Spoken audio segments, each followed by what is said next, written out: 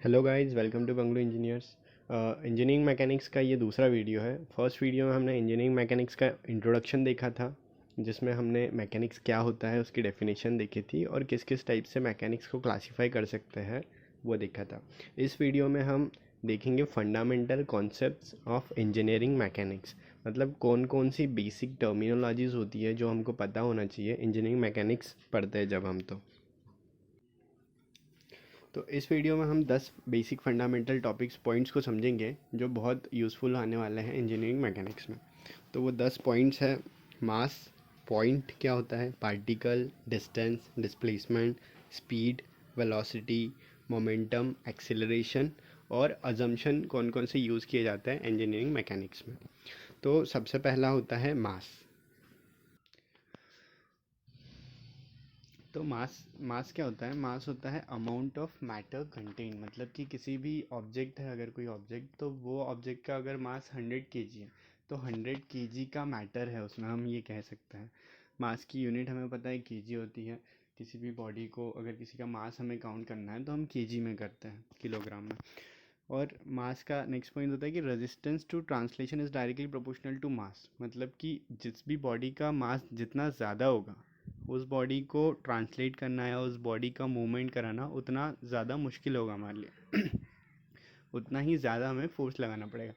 मतलब किसी बॉडी का मास अगर 5 है और एक दूसरी बॉडी है उसका मास 50 kg है, तो हमें ज़्यादा फोर्स लगाना 50 वाली बॉडी पे। तो 50 kg जितना मास ज़्यादा है उतना उसका रेजिस्टेंस ज़्यादा है, वो उतना ज़्यादा फोर्स को रेजिस्ट करेगी, उतनी ज़्यादा मेहनत करनी पड़ेगी हमें उस बॉडी पे, उस बॉडी को मूव कराने के लिए। नेक्स्ट बहुत कॉमन सी चीज़ होती है एक, कि what is the basic difference between weight and mass. तो मास, जैसे कि हमने देखा कि अमाउंट ऑफ मैटर जो होता है उसको ही हम मास बोलते हैं। और वेट क्या होता है? जब मास को हम ग्रेविटेशनल फोर्स के इफेक्ट के साथ काउंट करते हैं। ग्रेविटेशनल फोर्स के इफेक्ट के साथ जब हम उसको देखते हैं मास को, तो उसे हम वेट कहते हैं। फॉर्मूले की बात करें तो वेट होता है W is equals to M G, हम सबको पता होता है। तो weight is equals to mass into gravitational force, W is equals to M G. और एक बहुत बड़ा बेसिक डिफरेंस होता है कि मास जो है वो कांस्टेंट होता है, जगह के साथ मास चेंज नहीं होता है, जबकि वेट जो है वो जगह के साथ चेंज होता है। और ऐसा क्यों होता है? क्योंकि हम देखते हैं कि मास क्या है, अमाउंट ऑफ मैटर कंटेंट है, मतलब कि वो जो मैटर है उतना तो हमेशा रहेगा। आप कहीं भी चले जाओ, आपके बॉडी में जितना मैटर है, ऑब्जेक्ट में जितना मैटर है वो तो हमेशा रहेगा। पर वेट में जो है हम ग्रेविटेशनल फोर्स के इफेक्ट को भी काउंट करते हैं। तो ग्रेविटेशनल फोर्स जो है वो जगह के साथ चेंज होता जाता है। जगह के साथ मतलब कि जैसे अर्थ पे जो है ग्रेविटेशनल फोर्स की वैल्यू, जी की वैल्यू अलग होती है, वहीं हम मून पे चले जाए तो उसकी वैल्यू अलग होती है। जैसे कि हम डायग्राम में देख सकते हैं, अगर कोई आदमी है, उसका वज़न जो है मास 120 kg है, तो उसका 120 kg और जी की वैल्यू 9.81 होती है पृथ्वी पर। राउंड फिगर करके हम उसको यदि 10 काउंट करें, तो मास अगर 120 kg है तो W is equals to M G के फॉर्मूले से हम निकालेंगे M is equals to 120 into G is equals to 12, तो वेट आएगा 1200 न्यूटन।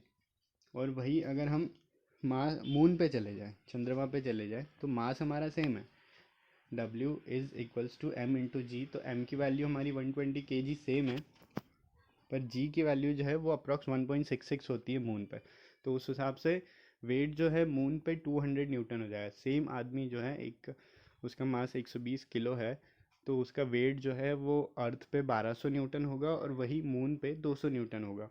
तो ये समझ सकते हैं कि वेट जो है वो जगह के साथ चेंज होता रहता है, क्योंकि उसमें हम ग्रेविटेशनल फोर्स का इफेक्ट काउंट करते हैं, जबकि जो मास है वो कांस्टेंट रहता है। नेक्स्ट हमारा दूसरा पॉइंट होता है फंडामेंटल कॉन्सेप्ट का, वो है पॉइंट। सेकंड होता है हमारा पॉइंट। अब पॉइंट क्या होता है हम सब जानते हैं। पॉइंट की कोई सिर्फ एक पोजीशन जो होती है वो पॉइंट होती है। पॉइंट के कोई डायमेंशन नहीं होता है, कोई मास नहीं होता, it only has position. Third point होता है हमारा पार्टिकल। तो पार्टिकल क्या होता है? Particle anything can be assumed as a particle, मतलब कि इररिस्पेक्टिव ऑफ साइज़, मतलब कितना बड़ा कितना छोटा साइज़ के ऊपर डिपेंड नहीं करता है, हम किसी भी चीज़ को एज अ पार्टिकल ले सकते हैं। जैसे अगर हम अभी बात करें तो अगर हम सॉइल में कोई टेस्ट कर रहे हैं तो हम क्ले पार्टिकल जो है, क्ले का कोई भी पार्टिकल 2 माइक्रोन साइज़ का, उसे हम पार्टिकल कह सकते हैं। वही अगर हम सोलर सिस्टम की बात करें, लाइक सौर मंडल की बात करें, तो हम ये कह सकते हैं कि जो सन है उसके अराउंड हमारा earth as a particle rotate move कर रहा है। तो हम अर्थ को भी पार्टिकल कह सकते हैं, और जो क्ले पार्टिकल होता है उसे भी। तो particle is anything can be assumed irrespective of size. मतलब हम ये नहीं कह सकते पार्टिकल जो छोटे होते हैं उन्हें ही हम पार्टिकल कह सकते हैं। It depends on the surrounding environment, या फिर हमारी जो भी कंडीशंस है उसके अकॉर्डिंग हम पार्टिकल चूज़ कर सकते हैं। फोर्थ हमारा होता है डिस्टेंस।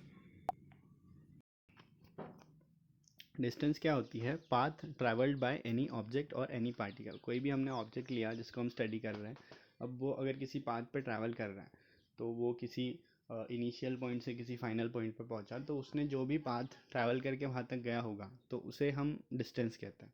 अब डिस्टेंस स्केलर क्वांटिटी है। स्केलर क्वांटिटी मतलब कि सिर्फ मैग्नीट्यूड की आवश्यकता होती है। लाइक डिस्टेंस किसी ने 5 मीटर ट्रैवल करी तो 5 मीटर, हम ये नहीं पूछेंगे कि किस डायरेक्शन में। अगर मैग्नीट्यूड के साथ साथ डायरेक्शन की भी आवश्यकता होती है किसी क्वांटिटी को रिप्रेजेंट करने को, तो उसे हम वेक्टर क्वांटिटी कहते हैं। But distance is a scalar quantity, क्योंकि इसमें सिर्फ मैग्नीट्यूड की आवश्यकता होती है। यूनिट डिस्टेंस की जैसा हम जानते हैं मीटर या किलोमीटर या मिलीमीटर, जो भी है। अब एग्जांपल से समझने की कोशिश करते हैं कि कोई एक ऑब्जेक्ट है जो ए से बी गया एंड बी से सी गया, तो इसने कितनी डिस्टेंस ट्रैवल करी? तो ए टू बी और बी से सी जो पाथ इसने ट्रैवल करा, तो ये टोटल डिस्टेंस 3 + 4 7, इसने 7 डिजिट में इसने डिस्टेंस जो है ट्रैवल करा। ये एग्जांपल से हम डिस्प्लेसमेंट और डिस्टेंस में डिफरेंस समझने की कोशिश करेंगे। तो डिस्टेंस ए टू सी जाने में डिस्टेंस कितनी हुई? 7 हुई। अब नेक्स्ट जो हमारा होता है वो होता है डिस्प्लेसमेंट। अब डिस्प्लेसमेंट में क्या होता है? Shortest distance between 2 point. अब डिस्टेंस क्या था? Path travelled. और डिस्प्लेसमेंट क्या है? Shortest distance between 2 point. मतलब कि इनिशियल पॉइंट से फाइनल पॉइंट में हम पहुँचे, हमारा ऑब्जेक्ट जो है वो पहुँचा।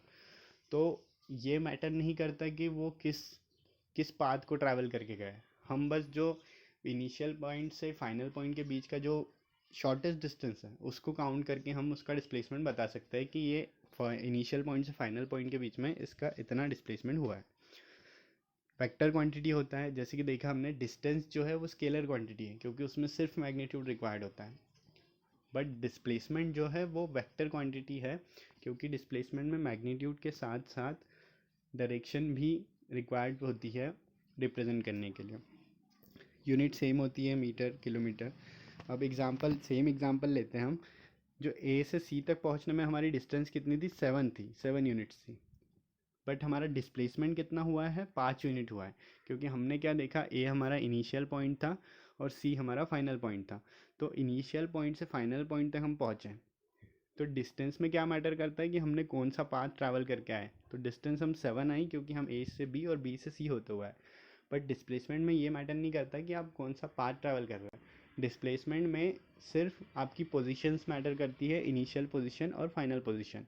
तो इन दोनों के बीच की जो शॉर्टेस्ट डिस्टेंस होती है वो डिस्प्लेसमेंट कहलाती है।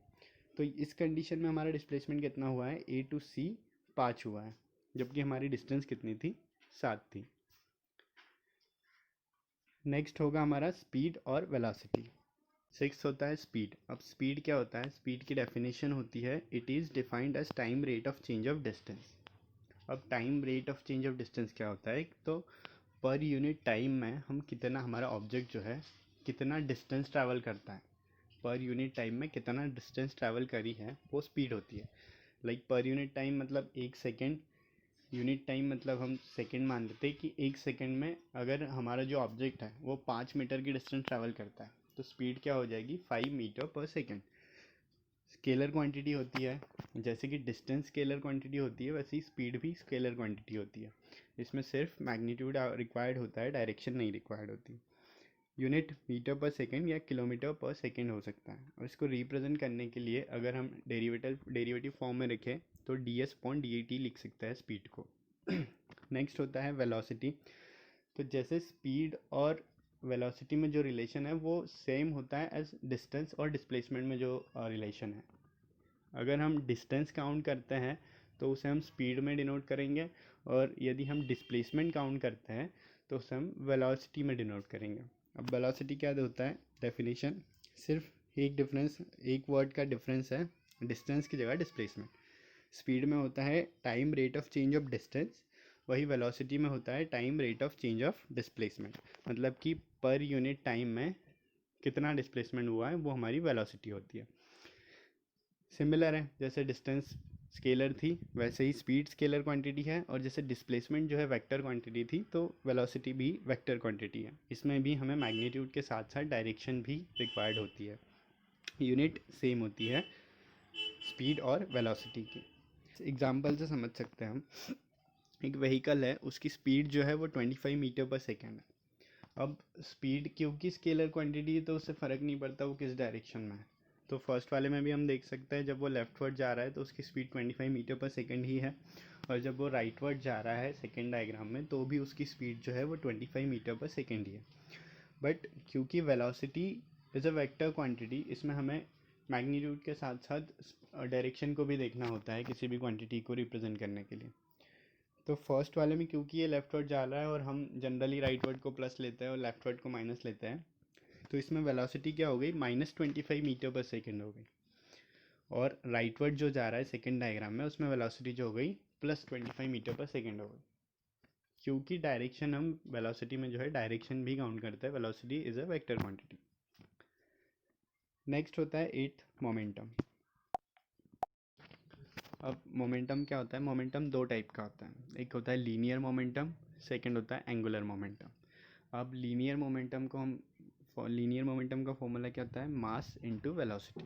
वही एंगुलर मोमेंटम का फॉर्मूला क्या होता है, moment of inertia into angular velocity. Momentum भी वेक्टर क्वांटिटी है, इसमें मैग्नीट्यूड के साथ साथ डायरेक्शन भी रिक्वायर्ड होती है। अब सबसे बड़ी बात आती है कि मोमेंटम की ज़रूरत ही क्यों पड़ी, जब हम मास को पढ़ चुके हैं, वेलोसिटी को पढ़ चुके हैं, तो मोमेंटम से हमें क्या फ़ायदा होगा। तो अगर एग्जांपल के थ्रू समझने की कोशिश करते हैं, मान लीजिए कोई साइकिल आपकी तरफ आ रही है, अब मैं आपसे पूछूंगा कि क्या आप उस साइकिल को रोक सकते हो, तो उसका जवाब हम नहीं दे सकते, तब तक हम जवाब नहीं दे सकते इस चीज़ का जब तक हमें ये नहीं पता हो कि उसकी वेलोसिटी कितनी। अगर वो बहुत स्लो आ रही है तो हाँ हम रोक सकते हैं, बट अगर बहुत स्पीड से साइकिल आ रही है तो हम उसको नहीं रोक सकते हैं। तो it depends on their mass as well as velocity. Like कोई बुलेट होती है जो कि बहुत छोटी होती है, उसका वज़न बहुत कम होता है, बट उसे हम नहीं रोक पाते क्योंकि उसकी स्पीड बहुत ज़्यादा होती है। वैसे ही अगर कोई कार हमारी तरफ आ रही है और वो बहुत धीरे भी आ रही है तो हम उसके आगे खड़े रह सकते हैं। तो इसीलिए हमें मोमेंटम की आवश्यकता पड़ती है, क्योंकि हम जो कंडीशन है सिर्फ मास या सिर्फ वेलोसिटी, अकेले हमें मास या वेलोसिटी पता हो तो हम उस कंडीशन को जज नहीं कर सकते। तो उस कंडीशन को अच्छे से एनालाइज करने के लिए हमें मास और वेलोसिटी दोनों की आवश्यकता पड़ती है, इसलिए इसका जो प्रोडक्ट होता है उसको हम स्टडी करते हैं, जिसे हम मोमेंटम कहते हैं। 9th होता है एक्सेलरेशन। अब एक्सेलरेशन भी दो टाइप के होता है, लीनियर एक्सेलरेशन और एंगुलर एक्सेलरेशन। अब लीनियर एक्सेलरेशन क्या होता है, change in linear velocity per unit time. Speed क्या होती थी, change in distance per unit time, और एक्सेलरेशन क्या होता है, change in linear velocity per unit time. मतलब कि पर यूनिट टाइम में एक सेकंड में हमारी वेलोसिटी कितनी चेंज हो रही है। जैसे आपने गाड़ी शुरू करी तब आपकी वेलोसिटी 0 थी, और आपने एक सेकंड बाद आपकी वेलोसिटी पहुंच गई 5 मीटर पर सेकंड, तो आपका एक्सेलरेशन क्या होगा, 5 मीटर पर सेकंड स्क्वायर। यूनिट इसकी होती है मीटर पर second velocity per unit time. तो अगर आपने 0 से स्टार्ट किया आपकी बाइक और वो एक सेकंड बाद उसकी वेलोसिटी 5 मीटर पर सेकंड हो गई, तो उसका एक्सेलरेशन क्या हो गया, 5 मीटर पर सेकेंड। वही बात करें एंगुलर एक्सेलरेशन की, तो इसे angular velocity per unit time, change in angular velocity per unit time कह सकते हैं। सेम है, बस वेलोसिटी की जगह एंगुलर वेलोसिटी हम ऐड करते हैं इसमें। लास्ट होता है अजम्पशन। इंजीनियरिंग मैकेनिक्स हम पढ़ते हैं तो उसमें हम कौन कौन से अजम्पशंस लेते हैं जो कि एनालिसिस को ईजी करते हैं। तो सबसे पहला अजम्पशन मानते हैं हम कि बॉडीज़ आर रिजिड। हम मानते हैं कि जितनी भी बॉडीज़ पे हम स्टडी कर रहे हैं, जितना भी एग्जांपल्स हम लेंगे, वो सब रिजिड होंगे। अगर वो फ्लेक्सिबल होंगे तो हमने जैसे फर्स्ट वीडियो में देखा था, फ्लेक्सिबल बॉडीज़ को हम strength of mechanics, strength of material या मैकेनिक्स ऑफ स्ट्रक्चर में हम स्टडी करते हैं। तो इसमें हम सिर्फ रिजिड बॉडीज़ मान के चलेंगे कि सारी जो भी बॉडीज़ हैं वो रिजिड है। सेकेंड होता है कि forces acts on particle. Forces जो है, जिस पार्टिकल को हम अज्यूम कर रहे हैं उस पार्टिकल पे ही एक्ट कर रहा है। लाइक अगर हम फोर्सेस को थोड़ा दूर एक्ट कराएंगे तो वो फिर बेंडिंग बेंडिंग मोमेंट आएगा उसमें, और वो सब हम स्ट्रोम में पढ़ते हैं। तो इसमें हम मानते हैं कि जो फोर्सेस है वो सारे जो है वो पार्टिकल पे एक्ट कर रहे हैं। और लास्ट होता है लोड इज़ ऑलवेज कॉन्सेंट्रेटेड। हम मान के चल रहे हैं कि पॉइंट लोड ही लगना है सारे फोर्सेस पे, जितने भी फोर्सेस लग रहे हैं ऑब्जेक्ट्स पे वो सारे जो है वो पॉइंट लोड है।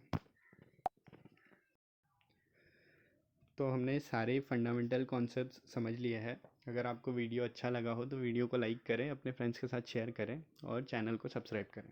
Thank you.